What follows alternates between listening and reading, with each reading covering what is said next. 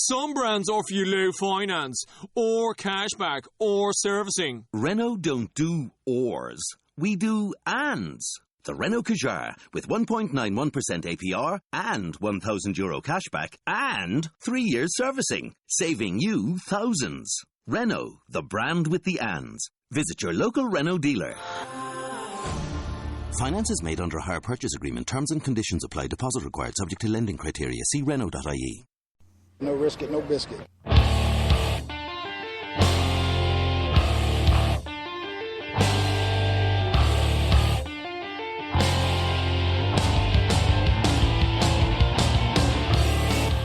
Coming from the Arizona desert, presented by SBNation.com. For Arizona Cardinals fans, by Arizona Cardinals fans, with outsider and insider's perspectives, this is Revenge of the Birds.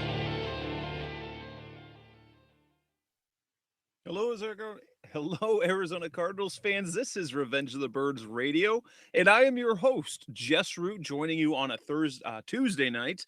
If it is that you, in fact, are listening to us live, we are on Blog Talk Radio and Revenge of the Birds, Facebook, Twitter, however you want to do it. Thank you for listening. If you're listening to us live, today is our NFL Draft defensive preview about the Arizona Cardinals.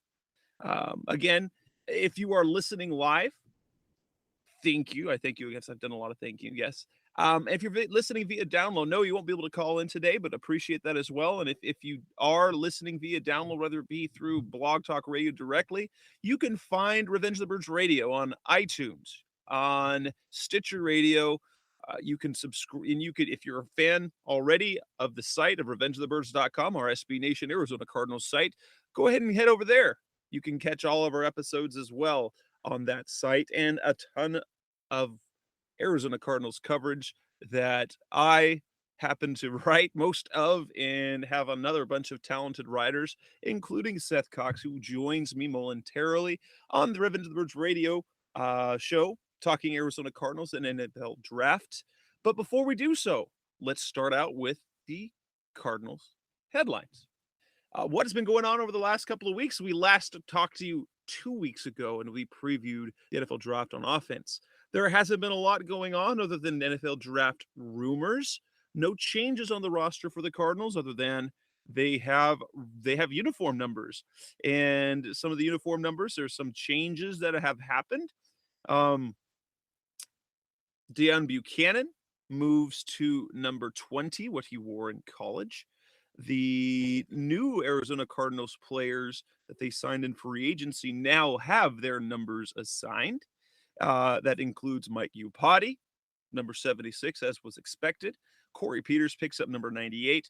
Corey Redding picks up number 90, the number that was vacated by Darnell Dockett. A.Q. Shipley picks up number 53. Sean Weatherspoon, 55. Which was John Abraham's number, and Lamar Woodley will wear number 52, at least for now.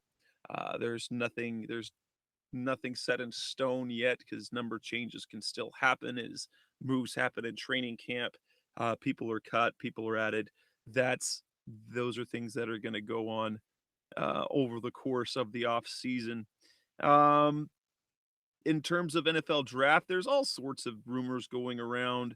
The latest is, Peter King says that the Cardinals are going to really think really hard about drafting a running back with the first round pick that they have at number 20. Perfectly okay.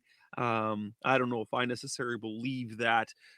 You have nothing in terms of the Adrian Peterson saga, other than Peter King said in an interview with Brad Sesmet here locally recently that he doesn't believe that that it'll fit when it comes to the money, things like that. Brett Hundley, quarterback out of UCLA, we talked about a couple of weeks ago. He was reportedly in the Valley today or sometime this week to visit with the Arizona Cardinals. The Cardinals brought in Randy Gregory, pass rusher from Nebraska.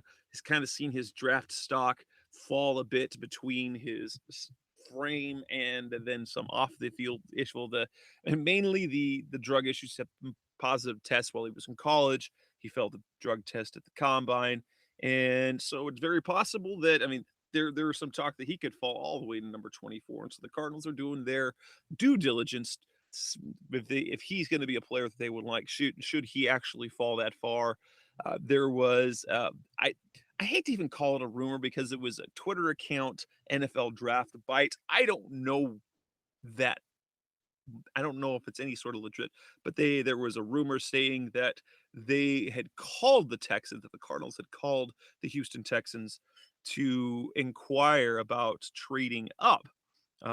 Should their player, it being the Cardinal, the player the Arizona Cardinals are targeting, should he fall to number 16? I wrote a piece on that about, well, what could be pass rusher, cornerback, whoever they might be. But other than that, there isn't much in the way of news. Uh, the mock drafts that are out there right now, as tracked on ArizonaSports.com, they track all of the kind of the well-known mock drafters. We get NFL.com, Yahoo, CBS Sports, all those guys that not at Destinations, Dan Kadar as well. And roughly 2/3 of them have the Cardinals picking a running back. A lot of them have Todd Gurley mocked to the Cardinals, others Melvin Gordon. Um, there's all sorts of different ways. We've had a couple of mock drafts come out recently. I ran a simulation using FanSpeak in which I ran all 7 rounds. In that one, I had the Cardinals going early on with the pass rusher out of the edge player out of UCLA, Oamagdi Odigizua. That name.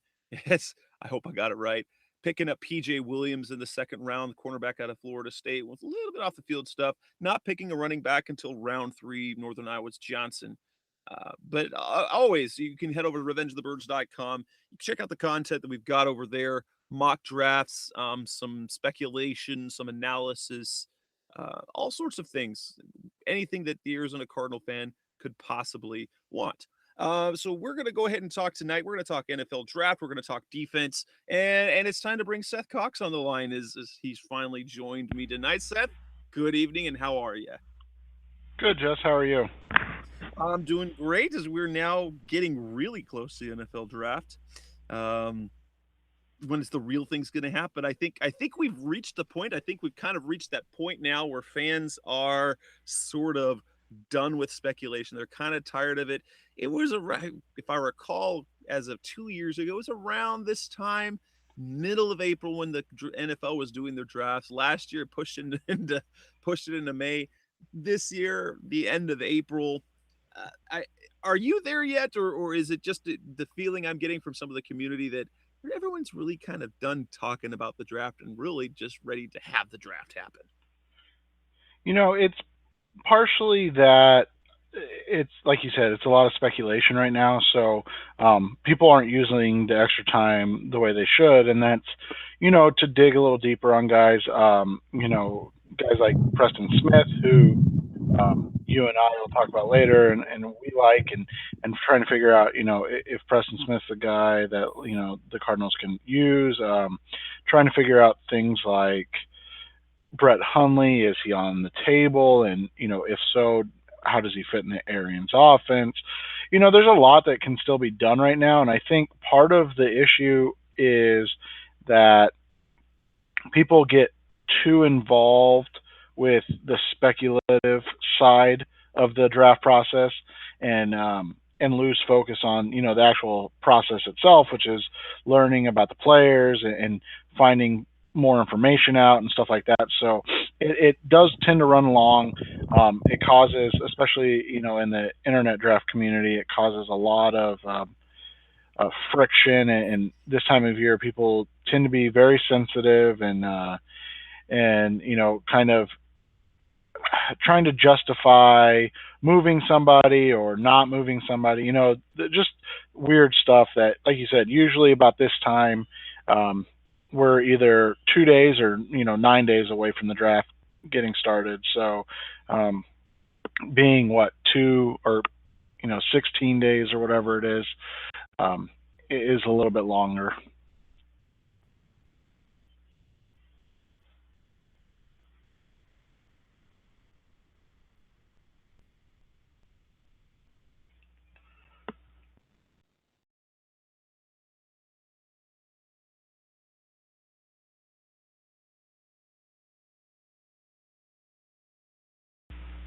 Jesse there?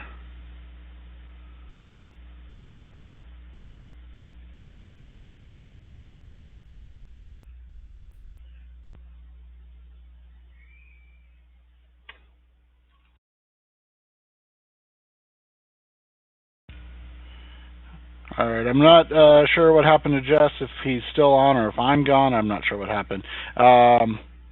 So if he comes back on, he can cut me off, and we'll get back to the plan. The first part we were going to talk about, and we're going to get into, just the defensive positions.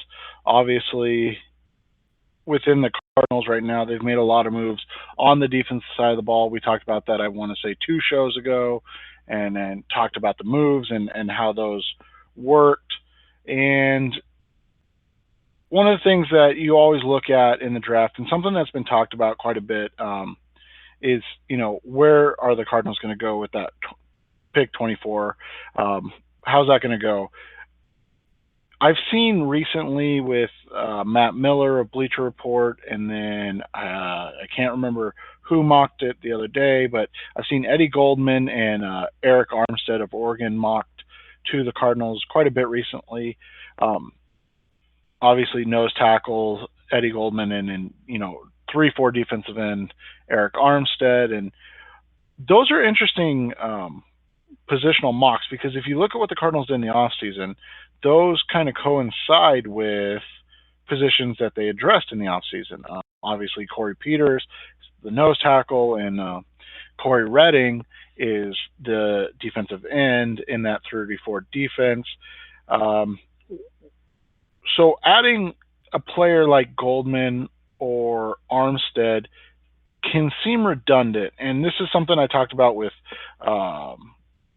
listener and good friend Casey Brackley the other night. And one of my opinions on this subject was, you can't look at the position in this draft because there are so many issues surrounding numerous positions in this draft that you have to just look at the player. And the player, if he doubles up at a position, so say Eddie Goldman is the pick, the question isn't, they didn't get the best, need pick for them / best player available at the position of need that they had. They doubled up on something they already had. The question is more, how will that player work into the rotation, and how will he impact the game and the Cardinals roster? When you look at the Cardinals roster right now at the nose tackle position, you have to be kind of happy with what they have in Corey Peters and Alameda Te'amu, but there's also the question of, can they do more? What more can they do at that position? Eddie Goldman is the type of prospect, that is probably going to come in at nose tackle. So I think when you look at that position, the nose tackle position, that's a position just like defensive end. They've addressed it in free agency, but they could also address it in the draft, because you have players that have, or you have a draft where the positions of need for the Cardinals, outside linebacker and probably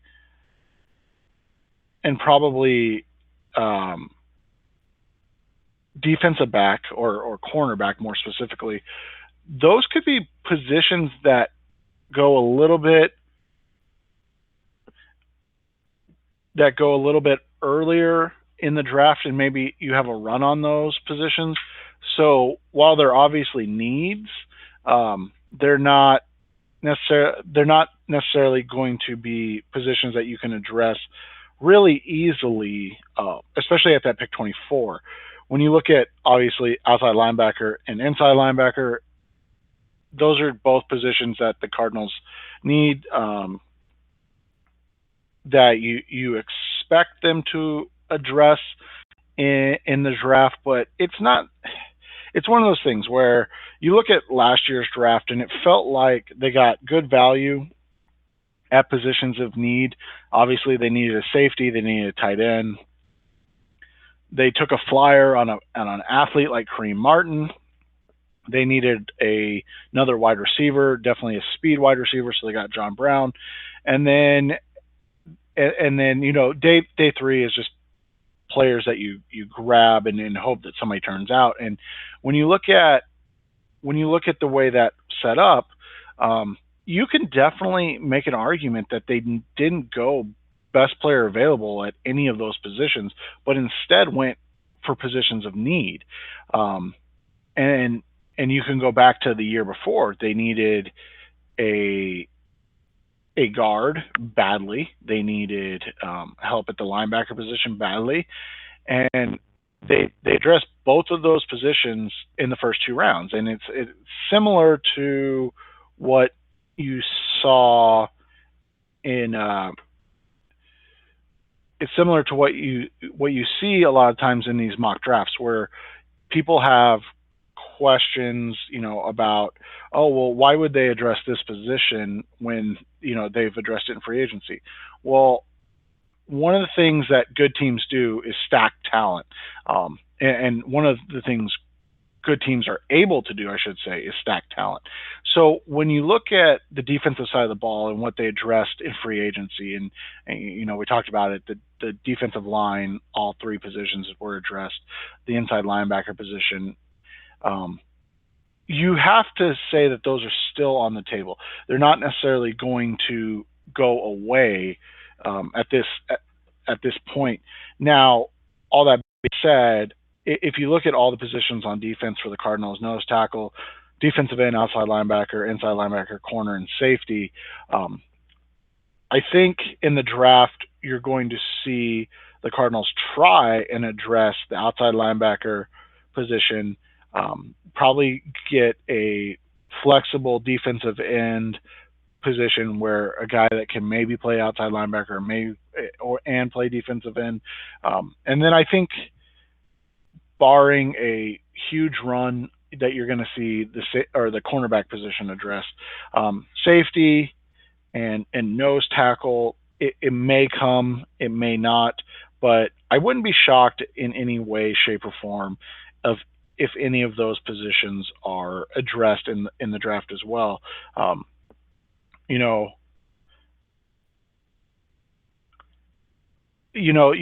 see a lot of these mock drafts, and that's, people get heated on mock drafts, and what they don't understand, and what Jess has alluded to before, is it's a practice of piecing together fits as you kind of go along the process, and you look at what the Cardinals have done in free agency, and you look at how at the position, the 24th pick in the draft, who's going to be available. And it's interesting to note and interesting to watch how those positions fall off the board.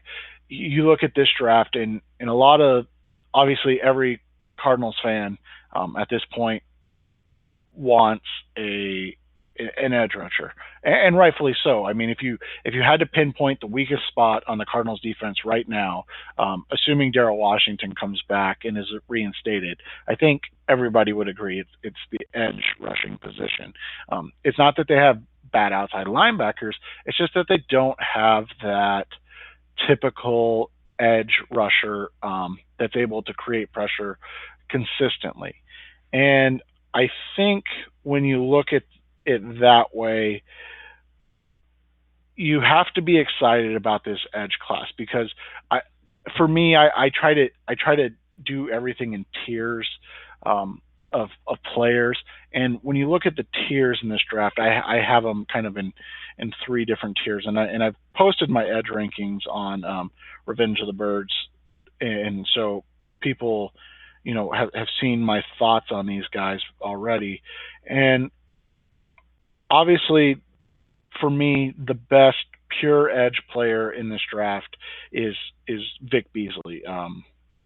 If I had to pick one player that the Cardinals could just get, regardless of draft position, it's Vic Beasley. And when you look at, kind of last year, my MO was the same with Khalil Mack. If the Cardinals could get one player at one position in the draft last year, it was Khalil Mack, and that was just the way I felt about that position last year. I thought he was a total package. Different type of player Vic Beasley is, but I have the same strong affinity for his ability to come off the edge and bring pressure. The other reason I like Vic Beasley to the Cardinals, and obviously there's a very low percentage chance that something like that happens.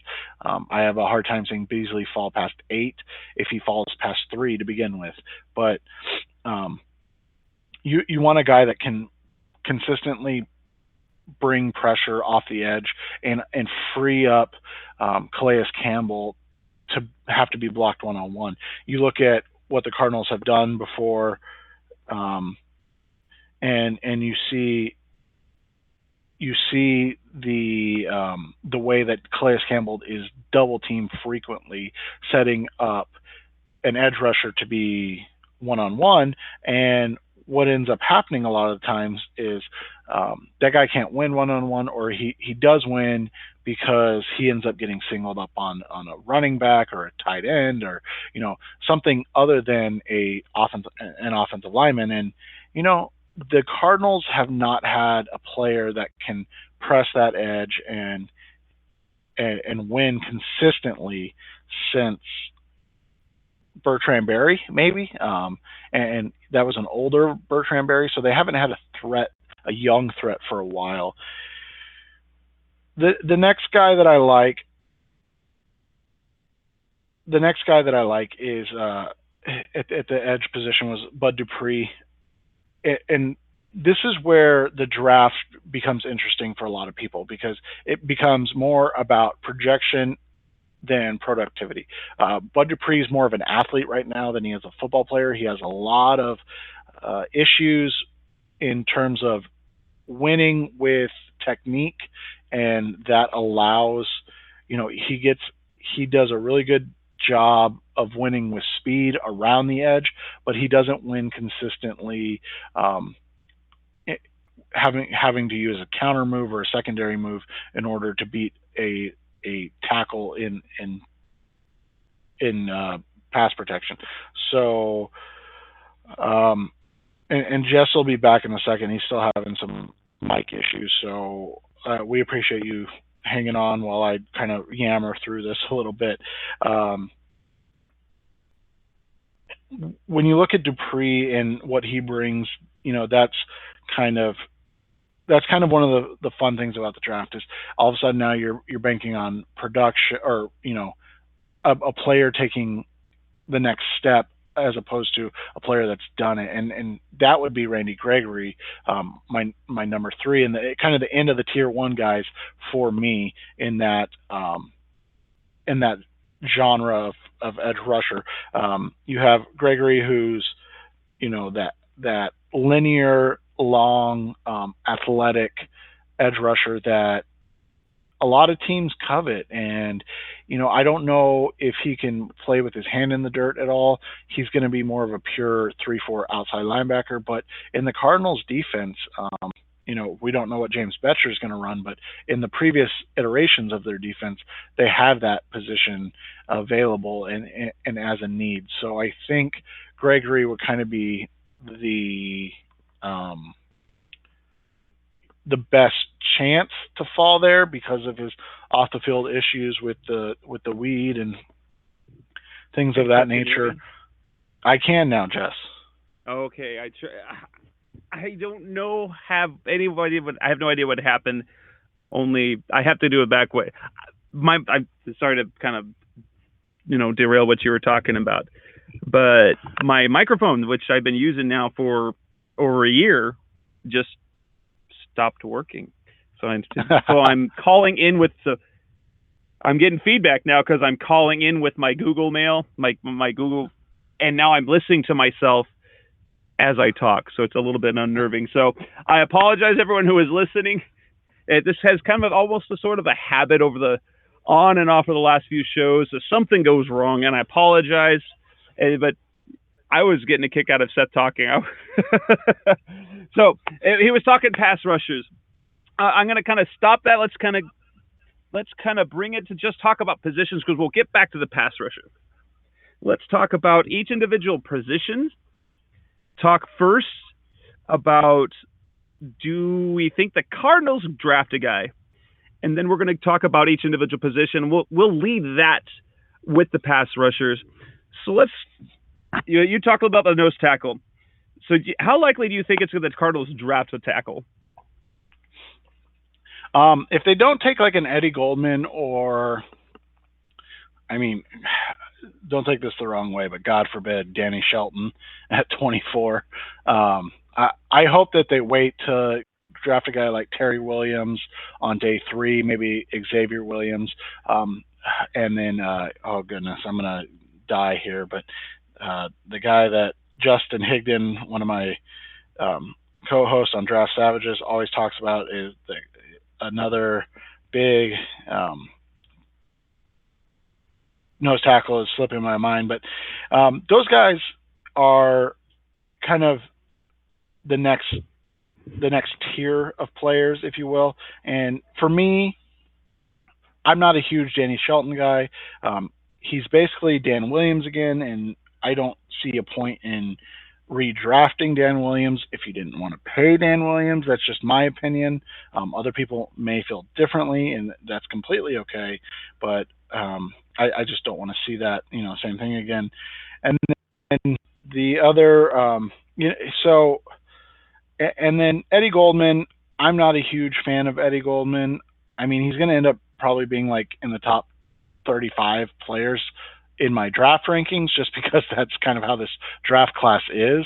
But I mean, if you're talking on day 1, I really hope they don't take a nose tackle, especially with what they did in the offseason. And well, in my case, I really wouldn't surprise me if they draft a nose tackle at all. And I wouldn't be surprised if they went round 1 or at any point, because they have a guy in Peters who at least what they're now, that he's a 3-down guy, that he's going to start off at nose tackle and then slide over for passing downs. However, the nose tackle they're kind of count on is Alameda Tamu. And as we know, he had the weight issues last year. That finally came out. He ate himself out of a job, is what Arian said. And I don't know if they're going to count on him.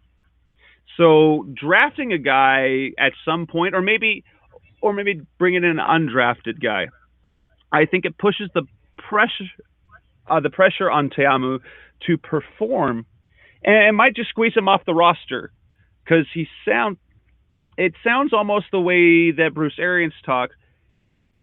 He's found his way into that doghouse that Ryan Williams was in, that we think maybe Jonathan Cooper was in. So it wouldn't surprise me at all.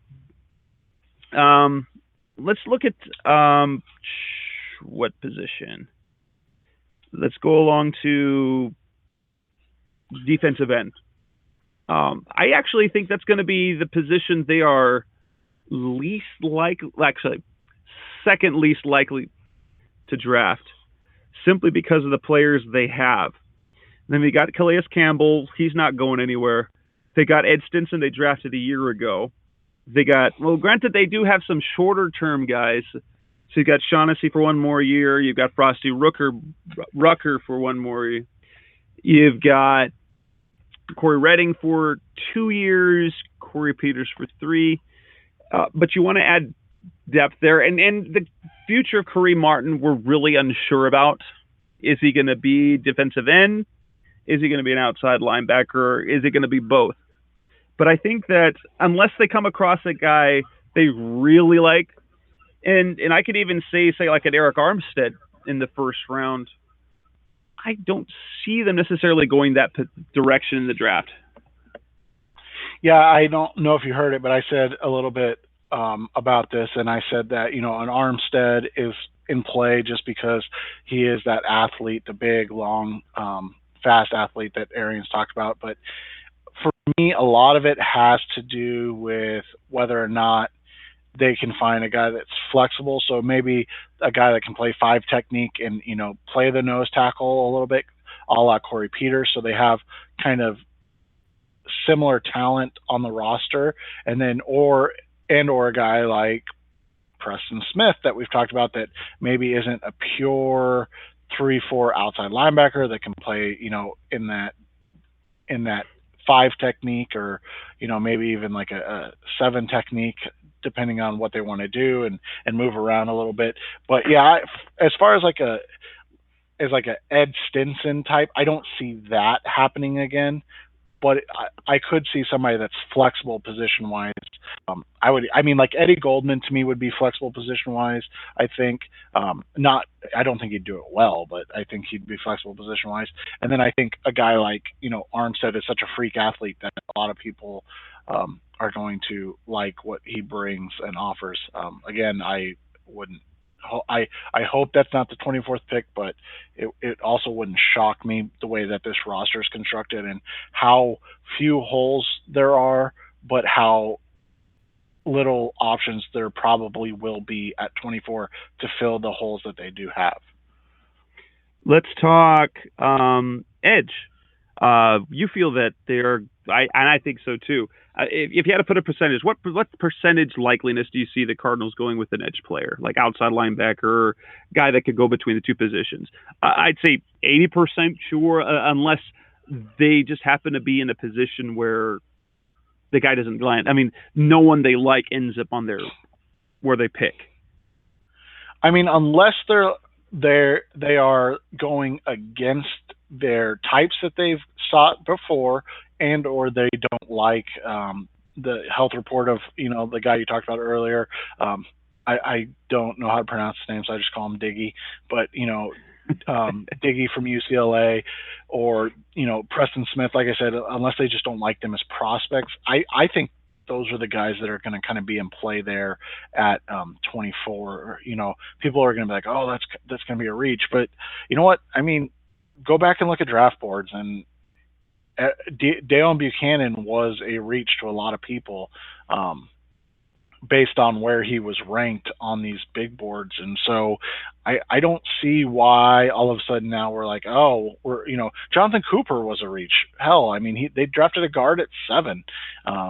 And he wasn't even the top guard on, I think, like 90% of big boards. So you look at it, the Cardinals have their board, they have a board that it seems like leans towards need with ability, obviously in play there, but and they have a type, and like we've talked about before, Diggy, Preston Smith, Dante Fowler, I don't think he's going to be there, but those guys all fit that bigger body. Obviously Bud Dupree, that bigger body outside linebacker / edge player that they covet. Yeah, and I really see, which is kind of interesting. I did the SB Nation Writer blog, the Blogger mock, and with the first pick, I went with Preston Smith, which really got a tepid response at best. In fact, of the overall, the national poll that for SB Nation, I got the lowest grade out of every single first round pick for my pick. A real solid C pick, even for the community as well. And I keep thinking back, because when I did the same Blogger mock a year ago, I went Coney Ely in the first round. And you know who I managed to pick up in the second round with the Cardinals pick? Dalen Buchanan. And yet the Cardinals really drafted him in the first round. And when it comes to all those national, the big name analysts, Dalen Buchanan, I heard, and it was by one player. It was on the NFL Network, and it was a former safety. It was the only time I ever heard Dalen Buchanan's name mentioned as a possible first-round pick. And that was the actual pick. And so I went into this Blogger mock kind of taking some of the trends, the types of players they want, using your rankings as well, just kind of the skill set that Preston Smith has, the athleticism, and I like the comparison. Now we're going to talk about a little bit more, but I was really surprised just the meh. Like that was definitely a reach, even by Dan Kadar himself. Said that was probably a reach, but the logic was sound based on, well, you could have gone with a corner early, but the corner class is deeper and you can get quality talent in round 2, round 3, as opposed to, the decent guys you're going to get off the edge, especially the guys the Cardinals like to have size-wise. They dry up in a hurry.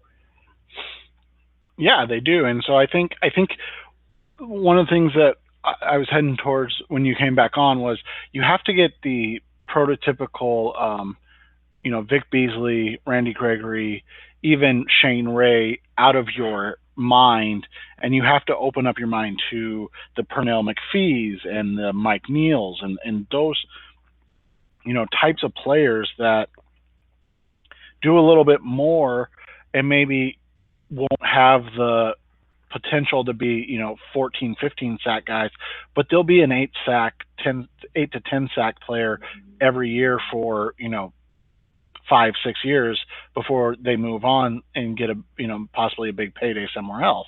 And that's, I feel like, what the Cardinals are building towards is drafting well and using these guys in spots and not necessarily trying to pigeonhole themselves into, we have to have an edge player that's this size or just rushes the passer. So we're going to go ahead and pick Eli Harold at 24, even though he offers nothing in the run game and really doesn't have any pass rushing moves. But you know what? He looks like an outside linebacker and he runs like an outside linebacker. So that's what we're going to do. Well, and even if you look at when they went after Brian Arakpo, or allegedly went after Brian Arakpo, he stands 6'4", 257, so he's on the smaller size of but he's built like Sam Acho in terms of build. Look at the inside linebackers. It seemed to me at least early in the mock draft season, I think this was before free agency, that was almost the consensus pick for everyone, is that first round the Cardinals are going to go inside linebacker. I think it's likely. Based on what I know about this class of inside linebackers, of players that you think might actually be full-time impact side of players, they have to go round 2 or sort of bust, which makes me think we're kind of at a 50-50 proposition about it's going to come down to, if they take an edge player in round 1, in round 2, it's either going to be inside linebacker or corner, in my opinion. And it really depends. We talked about this on the podcast actually last week, on the Draft Savages podcast that I posted on Revenge of the Birds. And the conversation was, Eric Kendricks is getting a lot of pub from a few people. Josh Norris is kind of the main guy. And when you look at what Kendricks offers, it's something the Cardinals lack, and that's a cover linebacker. But my question is, what does he do outside of coverage as a cover linebacker? And if he is a coverage linebacker, what is that worth? Because we saw, and Justin Higdon, one of my co-hosts, brought up Christian Kirksey from the Cleveland Browns last year. He went in round 3. Obviously, the Browns run a 34 defense, and they drafted Kirksey to kind of be that coverage linebacker that they needed in nickel and dime situations, and he went in round 3. Is Kendricks a better player? Yeah, probably a little bit right now, but how much more? I mean, are you talking early round 2, or is he going to be there at pick 55 or whatever it is that the Cardinals pick? I think he would be, and I think that's a pick that you could see making.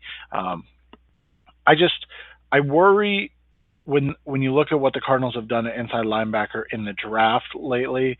Kevin Minter was the run-stopping linebacker, and then he just never could really do anything else. So then it was like, okay, well, we can't have you on the field in the pass happy NFL. And so what happens if when they get Eric Kendricks, he's really good, for 10 games, but then in those 6 division games in the run heavy NFC West, how does that work? I don't know. It's just those are the questions I think you need to ask, and that's why I like the extra time, because that's something you can study. But I think the inside linebackers position is something they would like to address. A name that we haven't mentioned, Benardrick McKinney, is a guy we're going to bring that up in just. I want to go to the position, then we're going to go position by. We're going to talk about best players. We did this last time too, which is exactly what happened. Cornerback, I think it is almost 100% certain they're going to draft a cornerback, and I think they'd be silly not to, considering their corner situation. When both Gerard Powers is a free agent after this year, and Justin Bethel, who is yet to prove himself as a cornerback, is also going to be a free agent after this year. Beyond that, you've got a whole bunch of pretty much, outside of Patrick Peterson, undrafted guys. So I think it's a safe bet to say 100% they're going to draft a corner. Yeah, and this is a draft where I said it earlier. I think there's gonna be a run on corners in the first. I think you're gonna see Marcus Peters, Trey Waynes, please don't come to the Cardinals,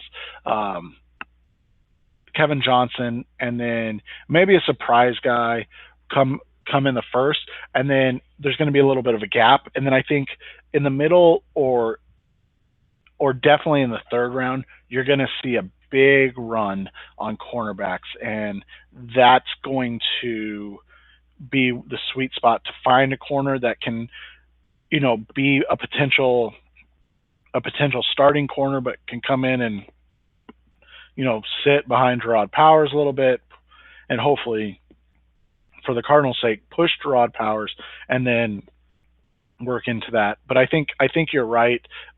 In this draft, this is a really good draft in rounds 2, 3, and 4, in my opinion, to find a cornerback, and I think that's what you'll see the Cardinals do.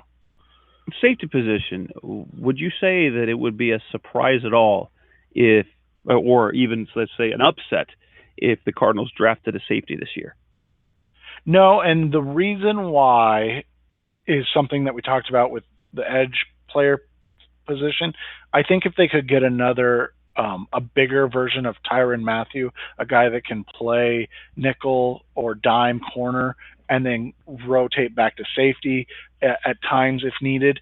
I think they would like, always to have versatility, in the NFL is so important, especially with, as we saw last year, the amount of injuries that happen. So if you can have the versatility to have a guy that can do multiple things on your roster, it just frees you up to have more quarterbacks when the end of the season comes along and you're down to your 4th stringer or something of that nature. So versatility is king. So I wouldn't put it at a high percentage where they draft a pure safety like a Landon Collins. I think that's probably like at a 2%. I don't think you ever say 0 in the draft at all, but I think that's at like a 2 to 5%.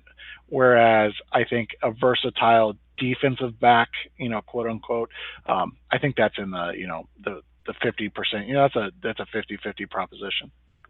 For me, there is while they are deep at safety right now, 1 year from now they might not be. Rashad Johnson is a free agent. Tony Jefferson will be a restricted free agent. Now, hopefully Tyrann Mathieu comes back healthy and plays more like his rookie year. And that Deone Bucannon can develop, but then you're left with, you've got your starters. You have no depth behind. Now, granted, they'll control Tony Jefferson, and I wouldn't be surprised if this year Jefferson's playing time gets cut down significantly with hopefully the development of Buchanan, because that's really what the Cardinals kind of need. It wouldn't surprise me at all. I don't know if they plan on bringing Rashad Johnson back after this next year. And the truth is, if he continues to play at anywhere near the level he did a year ago, he's going to get paid, because they got him on a really, really cheap deal when he was a free agent the first time. He developed into a few missed tackles here and there, but there are a few players that are smarter on the field. He is their defensive leader. there are tons of teams that would pay good money for a guy like Rashad Johnson. He's a guy you can win with in the backfield as well. So saying another year from now, and they went from having a very stacked safety depth chart to having solid starters with nothing behind him, it wouldn't surprise me to see them later in the draft to pick up a guy like kind of your Justin Bethel type player, where he's going to be an impact special teams player with upside at safety.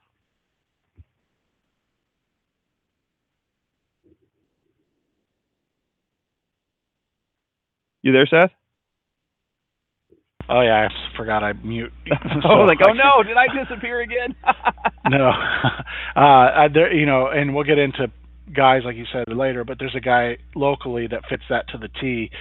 Except he's going to go on like round 2, and he's really kind of a 4th round talent. So that I hope it doesn't happen, but you never know. So let's go. Let's start talking about those positions. We'll start with the edge. You already kind of set the table a bit. Who are the best and your favorite players on the edge? Who fits the Cardinals the best in terms of what we've seen, and who might be some sleepers? You've talked about your favorite guy, Vic Beasley. I think if that sort of rumor, I can't even call it a rumor because it was a random Twitter account that looked somewhat official but never responded. I've never seen it anywhere else that a phone call was made to the Texans. If Vic Beasley were to fall, I think there's a chance in heck that Beasley's going to get anywhere near. But I could see that's the type of player the Cardinals would trade up to. You already talked about the Cardinals really kind of like their outside linebackers to be big because they have to be stout against the run. So they get guys who are built like Matt Shaughnessy. They signed him initially to be an outside linebacker, even though he'd played defensive end. He's big, 285 pounds. You have John Abraham was big. He played a lot of 4-3 end in his career. So they're bigger guys.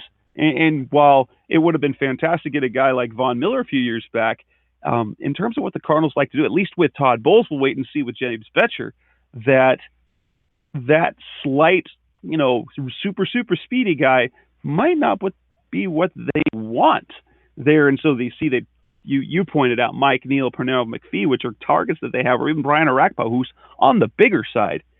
You look at other guys and you think Harold might be a little slight, or even talk about Randy Gregory, who, is kind of falling down draft boards. The Cardinals bring him in to do a little homework. He seems a bit slight for what they want to do. Not saying that they wouldn't do it, because they've really never had that sort of player. So you might just add that to see what happens, especially if you can throw him out there on passing downs and have him just fly by a tackle or two. Yeah, and I think, like I said, this draft has tiers of talent for me. The first tier is, Beasley, Dupree, and Gregory. Those are the guys that you want at any cost. I'm not, like you said, Gregory and Beasley, they're a little smaller, so maybe they don't fit, what Betcher wants to do. But like you also said, maybe they just have never had a chance to draft anybody that they liked. So that's why that hasn't happened yet. The next tier for me is Preston Smith, Owamagbe Odigizua, or Diggy as I call him, from UCLA, and Dante Fowler. Three guys, two guys in Smith and Diggy that are kind of big freak athletes. And Dante Fowler, while not a freak athlete, he's a guy that I think he's the safest outside of Beasley of all of these players that I'm going to talk about. So, he's one of those guys, like, he's going to come in and have 6 sacks every season for, the next 10 years. And so is that a bad thing? No. Is that a guy you pick at 24? Well, maybe for the Cardinals it is. But I don't know if he's ever going to be a guy that goes for, 15 plus sacks, but he's also a guy that's going to produce year in and year out and be a steady presence on a good defense, at least in my opinion. And be able to do more than just rush the passer. The one thing that kind of makes me cringes a little bit is Diggy's comparison. I think it was on NFL.com's draft profile, and they have his comparable player is Sam Acho. Now, Sam Acho, his rookie year was really disruptive, but Sam Acho turned out to mean as a fourth rounder, he's a good guy to have on your team. He's kind of okay at everything, perfect in the locker room, great on special teams, but in terms of what you want from the outside linebacker, it's just a tier below, and you know, that's the one thing in terms of skill set that you think you have to project, obviously, a little bit more from a guy at the top of the draft. But you think about taking a guy 24, you're comparing to a guy who was a fourth round that you were gladly letting to go out of town. The only thing that makes me cringe about that, the comparison that you made with, I don't know if you put it out there publicly, if it was just in conversations with me that we've had, because Revenge of the Birds listeners, we do have, you know, Seth and I, we do tend to talk back and forth about things football and draft related that we don't necessarily put on the show, but and Seth kind of sold me on this guy Preston Smith, and I looked a little bit deeper into his body type, his skill set as a very good athlete, compares to Justin Tuck. Now, as we saw with the world champion Giants a couple of times, who wouldn't want a Justin Tuck time player on their team? I wouldn't see any problem with that at all. He's a captain, and so he fits to me. He looks like almost a perfect pick for the Cardinals. If not at 24, if they trade back a few picks, I just don't think he's going to be around come, you know, pick number 54. Yeah, and I think one of the things that people get caught up on in terms of edge players is that whole edge thing. Sorry, I had to cough. They don't have to rush the passer from the edge. They can be edge players in the base and kick inside and be able to create pressure at different positions, and that's kind of what Justin Tuck did. It's not like he was a pure 4-3 outside or defensive end who just, you know, pinned his ear back and went. He was the guy, if you go back and watch the Super Bowl against the Patriots, he's the guy that kicks into defensive tackle and is the guy causing all the disruption, you know, when the Giants beat the Patriots. And so, yeah, he may not be a guy that comes in and, you know, does all the fancy stuff off the edge, but he's a guy that you can move around and be versatile with. For me, the Sam Acho comp for Odigizua makes like 0 sense at all. And the reason is because he's way more athletic than Acho was. Just way more athletic. You know, so if he's Sam Acho plus athleticism, I think that was kind of the whole thing with Acho, is that he wasn't very athletic. So, well, then that's the case. Yeah, that makes him a pretty good pick. So he's like, you know, Alex. I guess it would be kind of sort of mixing the athleticism of Alex Okafor with the overall intelligence of Acho. Yeah, type of thing, and that's the thing with him. That's the guy you wouldn't mind. Yeah, and a comparison that we've made on the Savages show before is that he's kind of like Brian Orakpo, healthy Brian Orakpo. So, you know, but he also has the same type of different medical issues, but he has the same type of medical red flags where he's had some hip issues. I know he's had I'm pretty sure he's had hip surgery. So, you know, that's a concern. That's a valid concern to have, especially when you're going to invest 24 into that. So, the next tier of guys are guys that, like, if they fell to 55 or wherever they pick in the second round, I would be cool with. I know Shane Ray's not going to, but I don't like him that much as a player. So Eli Harold, Daniel Hunter, Nate Orchard, and, you know, that's kind of, and a guy that I was put on too late, and I admit that I had never seen or watched before, was Marcus Rush out of Michigan State. And he's a guy that I recommend everybody go check out. Justice Mosqueda brought him to my attention. He's really, really athletic, and so he just didn't get a ton of credit because of Shalik Calhoun, the other, like, defensive end product at Michigan State. So If he's there, in round 3, the thing is, and this is something that I've written about, and I know you've touched on before, getting a impact pass rusher outside of like the top 12 is really, really hard. So they're few and far between after the top 12, and the percentages just go down every round. It's kind of like quarterback at this point. Like if teams are passing on them, and you're getting a guy at 24, it's probably because he does something other than rush the passer best, and so you have to have the creativity and ability to see past his flaws in order to make him an impactful player. That's why, like I said, Preston Smith, Diggy, those guys at 24 make the most sense to me. Let's talk the inside linebacker. Now, I once forgot to ask, are there any late round sleepers that you kind of like, at least? Now, obviously, in terms of complete player, the guys that are going to get drafted late off the edge are more projects. They come from small schools, or at best, typically are going to be special teams contributors who can, fill in. I guess you'd make it kind of like a Marcus Bernard type player. Is there anyone late in the draft who maybe could have any sort of impact at all? I've heard some people, like Kyle Emanuel has come up a couple of times. There was a kid, I can't remember his name, out of North Dakota State. If that's the same guy, I can't remember off the top of my head. But are there any pass rushing sleepers that you might be able to find late? Yeah, I'd like Davis Tull out of Tennessee Chattanooga. He's an interesting guy. We talked about him on the podcast the other day. The one issue you have with him is he's kind of weirdly built to be an outside linebacker pass rusher. A guy that was getting first round talk, and now there's been reports that teams have taken him completely off their boards, is Haloi Kikaha out of Washington.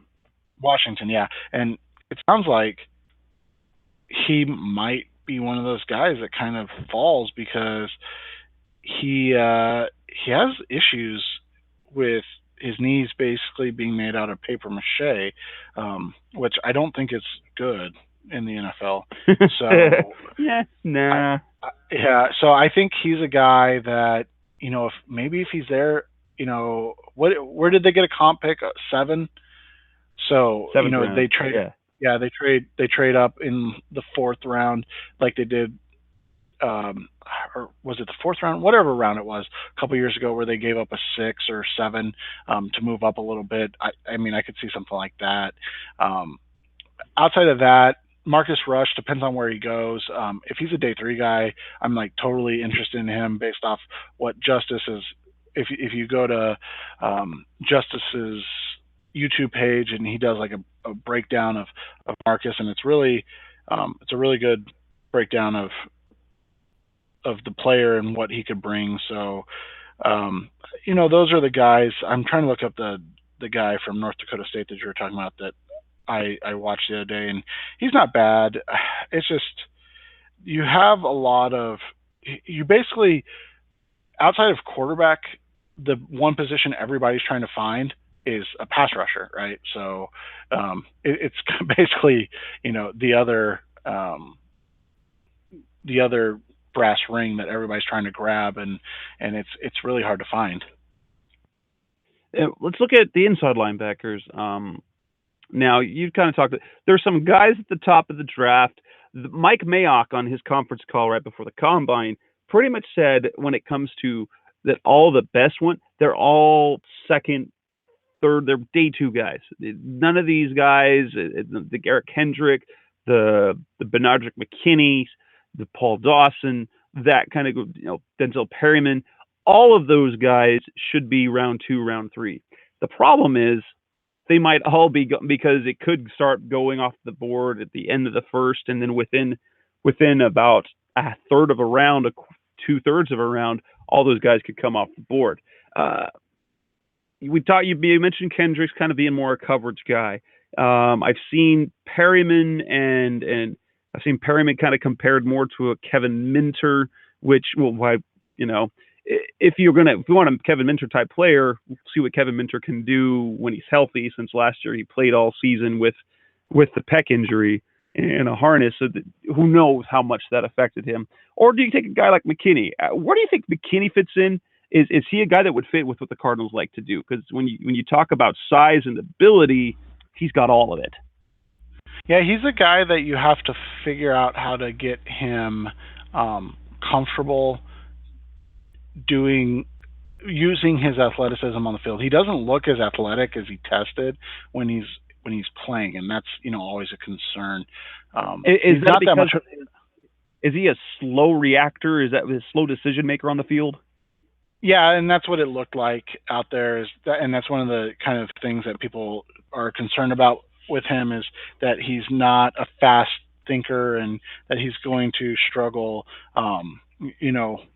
in the reaction type thing. And so that is a concern, and that's definitely something, we've talked about on our podcast before. And, I don't know, I hate making comparisons like this because, what people have to understand about like player comps for me is like there's a high end and then there's a low end, and typically the player lands somewhere in that that 40 to 60% middle ground. Yeah. And so his high end comp is Carlos Dansby, so he could be a really, really good player, but he has to figure it out like Dansby did. And where did the Cardinals draft Dansby? They drafted him in the second round. That's going to be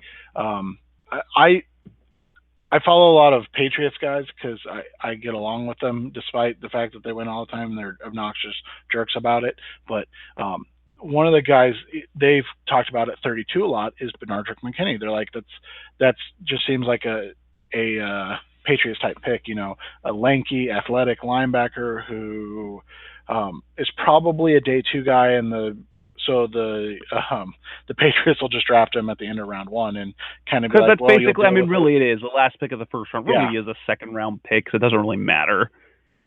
Yep, and so that's what it's going to have to be. You have to see where he's at. I prefer McKinney. Kind of peel back the curtain a little bit on my inside linebacker rankings that should be out in the next day or two, hopefully. The problem is there's just not that many good ones in this class, so that poses the biggest issue. But McKinney's my number one linebacker in this class, and that's kind of out of default. Like, I don't think he's great by any means. I just think he's good. And so what that does is, where do you go from there? Number two for me is Shaq Thompson, a guy that he's basically Dayon Buchanan. So what's the difference? Other than obviously he's an actual inside linebacker, but then I have Eric Kendricks. I think, like I said earlier, Kendricks' ability in coverage makes him a really, really good prospect, and so you look at that and you're like, okay, well, I can get behind a guy like Eric Kendricks in round 2 or 3 because he fits a need that the Cardinals really have, and that's somebody that can cover or drop into coverage and consistently win in coverage situations. From there, it's kind of a mishmash of players and whether or not you think they transition or not. But I'll say this. I don't think they can draft Paul Dawson. The one guy that I'm really, and not even just because of how unathletic he was, but I think that you have to be concerned with his off the field stuff from TCU. Can they afford to take that chance again, type thing? Right. And there is something about TCU. They've got a culture of stuff that you don't necessarily, regardless of it doesn't work with the NFL. They've had kind of slightly off color, off the field type stuff. Darrell Washington had issues in Texas. There were some talk at the time. It worked out for a while, and then those issues did, come back to bite him and the Cardinals in the butt. So you hate to have, when you have a Darrell Washington, to draft a Darrell Washington clone who might not be as athletic as Washington is. Yeah. I think two guys to watch. So Kendricks is one guy to watch. I don't know how to pronounce his first name. I think it's Steven, but it might be Stephon Anthony out of Clemson. Another lankier linebacker. He's 6'3" and 243. And he plays really, really athletic. So he's a guy that I could see, in that round two, at 50. And the Cardinals like the Clemson program. They've really kind of been going the well a little bit lately. They got Andre Ellington, Teron Brown, Chandler Catanzaro. They've got another. Right now, I think they've got 5 Clemson guys on their roster. A couple of them probably won't make the team, but Steve Keim likes the Clemson program. Yeah, exactly. And so he's a guy that I think could be in play. Obviously, Eric Kendricks, like we talked about earlier. There's not a huge disparity for me between Anthony and Kendricks. And then another guy just to watch is Hayes Pollard out of USC. He's a little smaller. That's the one concern. And everybody's going to remember him from the guy that forgot to go knock down the ball in the Jail Mary. So Cardinals fans that are ASU fans might be like, what? We don't want that guy. But you know what? He's a move linebacker who, I don't know if he'll ever be a 3-down linebacker, but he's kind of the anti Kevin Minter. So yeah, but that's how I would rank him. This? Baylor's Bryce Hager. He's a guy I ran across in one of the mock draft simulations I did. Look at the numbers. He's a little undersized, 6'1", 234, to really be an every down guy. I mean, Washington was small. Washington was undersized, but he was so fast. But he measures fast. He's got a 4.6 40. As a late round guy, 5th, 6th round guy, is he a guy perhaps where you talk about Kendricks as kind of being your one-trick pony? You're more of your coverage linebacker. You don't necessarily want to spend a round 2 pick on it. But do you know much about Hager, or is that the type of guy you want to grab as a coverage linebacker late in the draft, where they do want to add speed, and he does add that? And Hager's a guy that my buddy Justin, that does the show with me, absolutely loves. So I think I'm trying to find the text. Yeah, I think he has Hager ranked 3rd out of all his linebackers. So Justin's a really smart dude. I should say off-ball linebackers. So, he's got McKinney, Kendricks, and Hager. So, yeah, I mean, he told me about him. I've watched him play, I think, 1 game.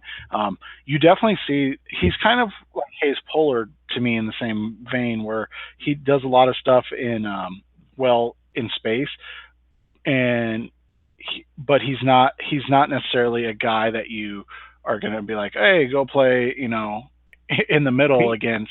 He'd be Dale Buchanan, is what he'd be. He would be an actual linebacker playing that dollar linebacker position. Yes, exactly. He'd be, I think Pollard, Hager, and there was one other one. Hold on, I'm looking up. He sent me this text a long time ago, so I got to find these texts. Ben Henney out of Kansas. Where do you go? I'm trying to find my notes on him. Sorry. Another kind of small guy.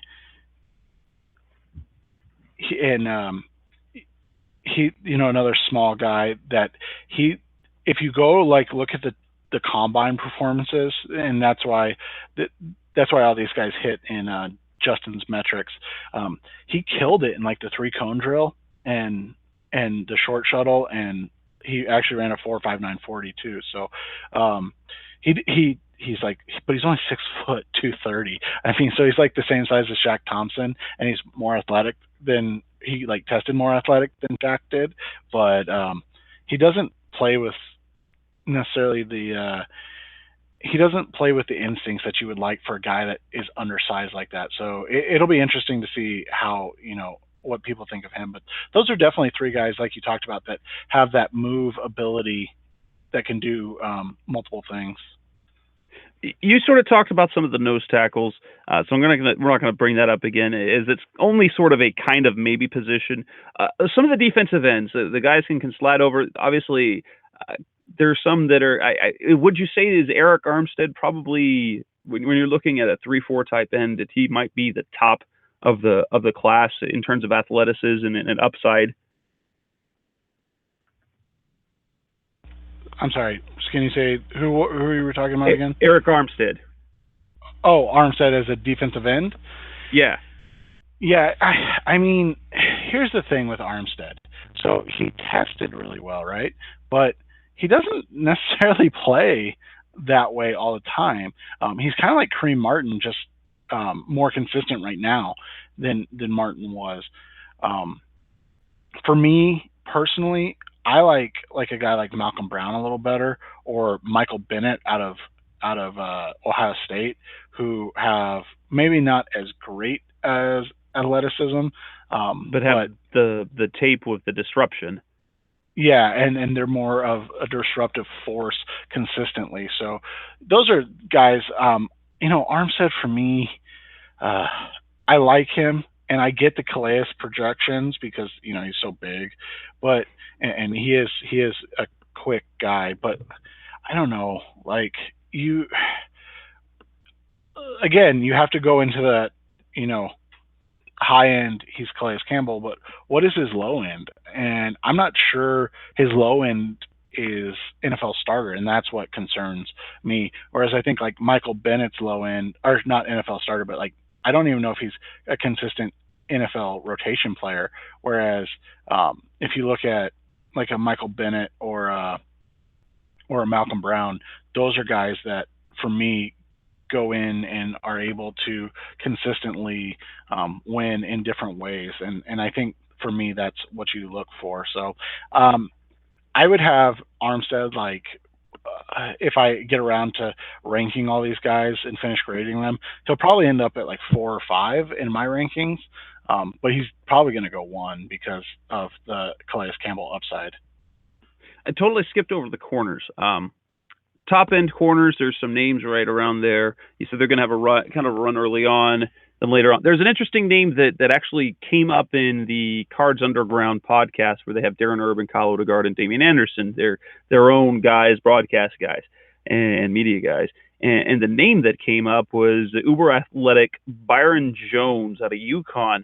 Hadn't heard of him, but now all of a sudden, I hear his name on the podcast over there on azcardinals.com.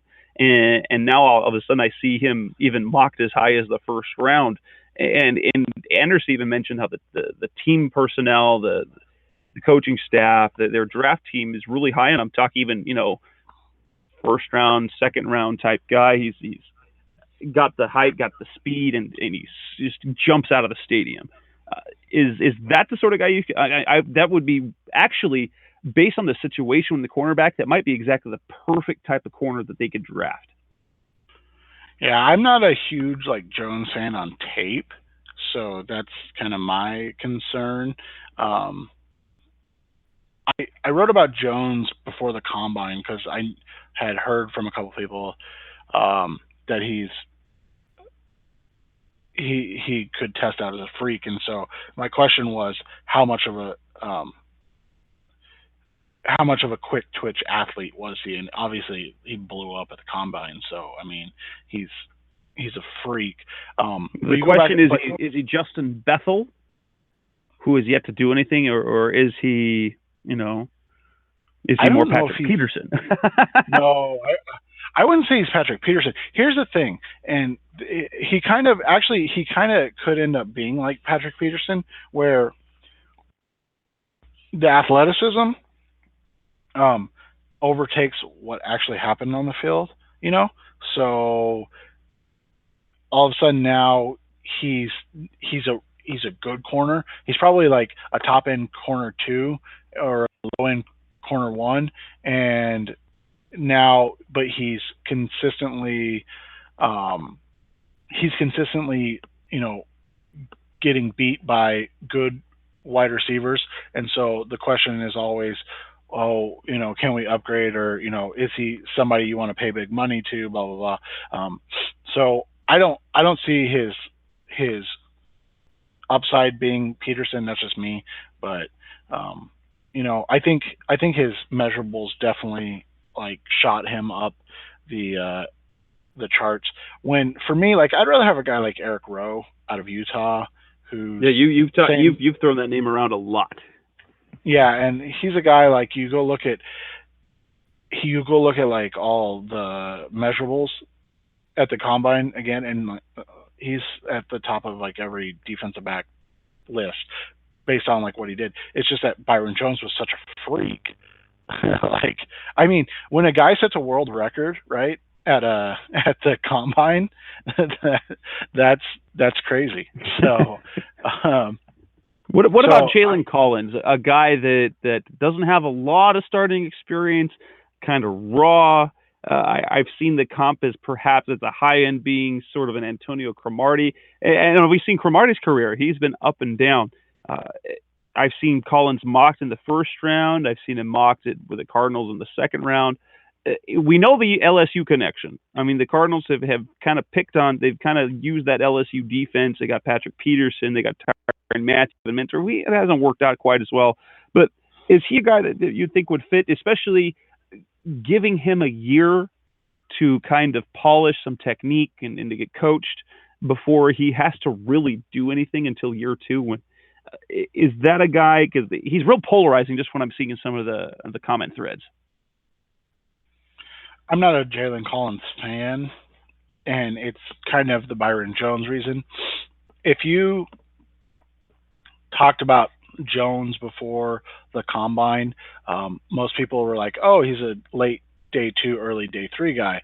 For me, Collins on tape is the same thing. Like he's a round 3 corner with upside, and I just don't know if you want that at 24. I mean, that's my hesitation with Collins, and that's really it. I mean, he's a really talented athlete. You nailed it. Tall, lanky, fast. So he checks all the desired boxes. So maybe it's a guy that they look at. At 24, I mean, and he could be the pick. Like I've heard a lot of people say that the Cardinals like him, for what it's worth. So maybe he is the pick. It wouldn't be my, one of my top like 10 choices for the Cardinals at 24, but he's a guy that I could definitely see. Like you said, he checks all the boxes that they want. Is there anyone that you see as a day 3, perhaps a guy that could develop? Again, I'm kind of using the understanding that whoever they pick in the drafted corner isn't going to perhaps play a lot this year, simply because coaching staff absolutely loves Rod Powers. He's going to be on the field one way or another. I think Tyrann Mathieu is going to be more of an impact player again. He's going to play more slot, I think. And then Bethel's in the mix. So I don't think that this guy that they draft is going to see a lot of field time in year 1. Is there anyone day 3 that might stand out? Yeah, I think for me, like the first guy that's super intriguing is Nick Marshall, who played quarterback at Auburn, and so he's really athletic and he hasn't played corner in 3 or 4 years. So I think you want to see him, on day 3, and you'll be like, okay, I'd be okay with that. Depending on where Rowe goes, I'm always intrigued by him, as I've talked about before. I'm trying to remember all the guys over 6 foot. Like, there's not a ton of them in this draft. No, and that's kind of that's the trend in the NFL is the taller corners anymore. With that, thanks to they think we have Pete Carroll to thank for that. Yeah, and I think Josh Shaw is a guy, the super awesome USC liar the liar from USC who got suspended and everything because he was stupid. He's a guy that could be interesting. I don't know if he's athletic enough to play outside all the time. So that's another guy. And then another guy is Damian Swan out of Georgia. Another kind of lanky, lean, but he's really tiny. That's the one concern I have with him is he's only like 185 pounds or something crazy like that at 6 feet tall. So I think those are the guys that you'll see if they stay with that over 6 foot on day 3 type of mold. But I honestly, like, I could see them going day 2, and if a guy like PJ Williams falls, or maybe even like a Ronald Darby out of Florida State as well, he's not 6 foot, but he's athletic and lanky. You could see those guys kind of grabbed and snapped up there, because, like you said, it's a spot where they have bodies, but they have only one person on this roster that's a outside corner for the next 2 years. And I know Peterson's longer than 2 years, but after next year, Bethel's a free agent, Powers is a free agent, so you're going to have to make a decision. And so those are I'm in agreement with you. I think it's a position that they could be at 24. Kevin Johnson's a guy we haven't even mentioned from Wake Forest, and Marcus Peters. Maybe they like PJ Williams. I don't know. Like the Cardinals aren't they're adverse to taking risk on risky players, so I don't know what they would actually do. But Marcus Peters is a guy I would love to see, and Kevin Johnson's the other one out of Wake Forest. Trey Waynes, I'd prefer they stay away from, but that's just me, because he runs really fast in a straight line. But outside of that, I'm not sure he does a whole lot else. So those are the guys I like better than other. But I'll say this, and this isn't like this just should have been the disclaimer that started this conversation to begin with. I don't think you can accurately judge defense or any defensive back in college really successfully. So it makes it really hard because you don't have the footage of how they work.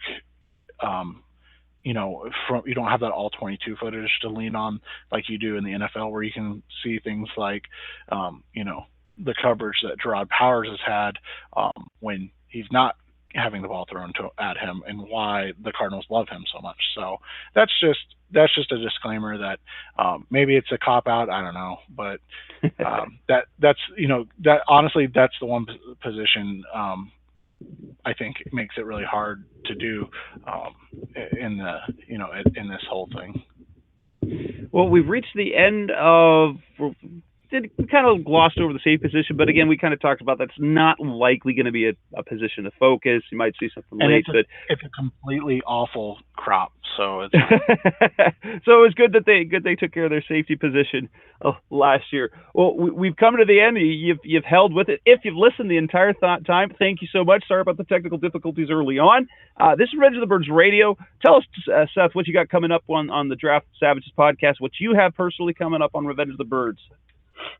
I'm going to have a little piece out tomorrow about the hot conversation about Marcus Mariota falling. And, if you're the Cardinals, what would you do if he's there at 24? They had that option last year with multiple guys, and they passed twice on 2 of them with Teddy Bridgewater and Derek Carr. So, what are they going to do? What would you do as a fan if you saw Marcus Mariota sitting there at 24? And then I'm hoping to have my inside linebacker rankings finished. Like I said, it's a tough class because there's not really one complete linebacker for me, in my opinion. So you're having to pick and choose. And then I have on, I don't even remember the site, which is terrible, but the rivals.com Arizona State site, a buddy of mine runs it, and he asked me to do a couple pieces on the Arizona State kids that are coming out. So that should be out starting Thursday, and there are 4 draft prospects. And then on the Savages, that's Sun Devil Source, isn't it? Is that Sun Devil Source? No, it's for Ralph Amundsen. Okay. I think it's ASUDevils.com. Yes, that's the one, ASUDevils.com. Yep. And so, Jamil Douglas, Jalen Strong, Demarius Randall, and I always forget the last one, Marcus Hardinson, who I like the best out of the 5 or 4, which is funny. And then on Savages this week, we're gonna talk a little bit about the process of how these guys create their boards and things like that. So it's going to be an interesting topic, and we're going to make fun of a lot of people. So you should definitely listen to that as we continue to try to have fun in this whole entire process, because too many people take it seriously, and it's a lot of fun, and you shouldn't take yourself so seriously. All right.